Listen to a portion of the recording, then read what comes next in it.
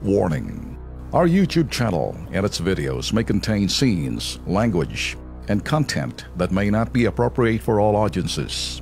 These videos include surveillance footage, undercover pursuit of suspects, actual police and rescue operations, and fearless confrontations. If you do not approve of the content, please do not watch our videos. If you wish to continue, we strongly advise that you proceed with caution.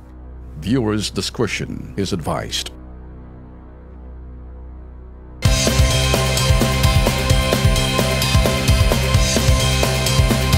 Kasama po natin ngayon, walang iba kundi si Jemily Torres para personal po ireklamo ang isa na naman pong pulis. Ito ba'y pulis mula po dyan sa Pulilan, Bulacan. Ako po, kamot na siguro ngayon si General Bato ngayon. Dahil pulis na naman ang nirereklamo ho ngayon. Okay, Jem, magandang gabi sa'yo. Magandang gabi rin po. Okay, unang-una, pakikwento sa amin kung ano yung nirereklamo mo dito sa Pulilan Police. Bali po na aksidente po ko last May 29. Ang nangyari po, na-hospital po ko dito sa Maynila na hindi po ako kinunan na ng statement ni PO3 Brian G. Felix. Okay. So, noong July 13, nagsadya po ako doon dahil doon sa blotter po, ang lumalabas, ako daw po yung bumunggo sa truck. Ikaw yung may kasalanan? Ako daw po. Parang yun yung pinapalabas? Opo. So, sa kagustuhan ko po makita yung dokumento, mga litrato, wala naman po ma-provide sa akin yung police. So, dalawang balik po niya ako pinababalik sa... Pero sa feeling mo, hindi ikaw may kasalanan sa mangyayaring aksidente? Hindi po. Dahil ang dala mo lamang nun ay motorsiklo. Motorsiklo ang lang kalaban po. mo ay? Truck po. Truck. O, kita nyo naman. Truck at motor. Babanggain mo ba ang truck? David and Goliath. Po.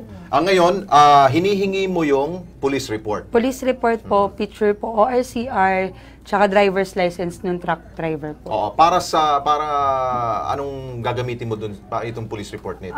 Magpa-file po sana ako ng kaso laban dun sa nakadisgrasya po sa akin. Okay. Pero ilang beses ka ba pinagbalik-balik doon at wala silang tugon? July 13 po, nagpunta po ako doon. Yung police po, naabutan ko pa nga po ng pang-merienda kasi may padulas ka pang binigay. Tapos, nung sumunod po, sabi niya sa akin, ipapadala na lang niya sa kaibigan ko. Wala pa rin po. Pinakain at saka binigyan ulit po siya. Wala pa rin po. So, doon sa pangatlo, July 28 po, nagsadya ulit ako doon. Wala pa rin daw po. Yung documents na kailangan ko daw po, nasa kotse daw po niya. Yung kotse niya, nasa bahay po niya.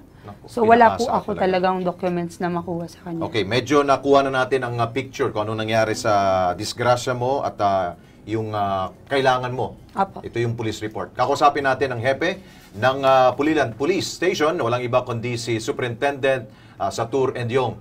Colonel, magandang gabi po sa inyo. Opo, magandang gabi din po. Okay, Superintendent, ito po bang reklamo ho ni Jem Torres ay nakarating na po ba sa inyong opisina? Kanina lang po na yung may staff po kayo na tumawag sa akin, nagulat nga rin ako kasi hindi ko rin alam itong pangyayari na to. Gawa ng hindi po ako yung hepe nung nangyari itong banggaan na to.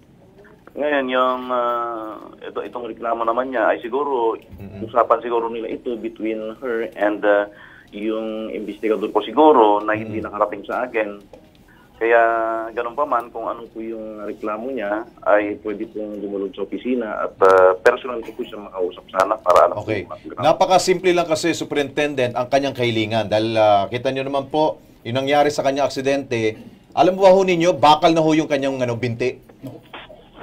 Dahil po doon sa matinding disgrasya ho nangyari ho, Superintendent. Tapos, ganun pang actuation po na inyong pong tauhan po dyan sa Pulilan Police. So ano pong makukuha ho naming action mula sa inyo? Ang gagawin po natin dyan, pumunta po sa opisina at makuha na ng statement kasi po yung allegedly, in fairness naman dun sa polis natin ay pinapapunta niya yung tao, yung biktima para ma-file yung kaso. Kasi hindi naman pwedeng isampa kung saan-saan yan. Kailangan dito talaga isampa sa pinangyarihan. Ano?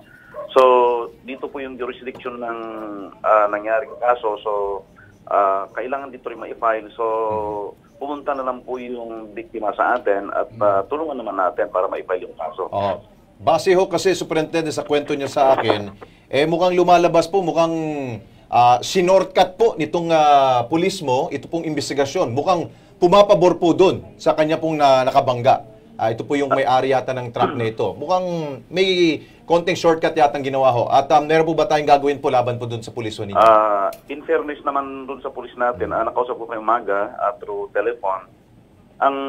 Nung nangyari yung krimen na yon, ay yung bangga na yon, ay ang pumunta yata yung tatay ng biktima, no?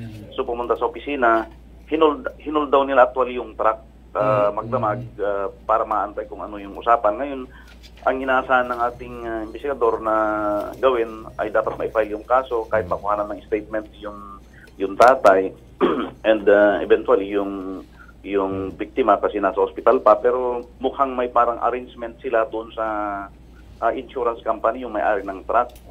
So parang nag-uuyata yung tatay ng biktima doon sa insurance company yata na kinausap. So, ang nangyari nung mga ilang araw, kasi ang alam ng mga yan ay malaki yung kukunin nila sa insurance.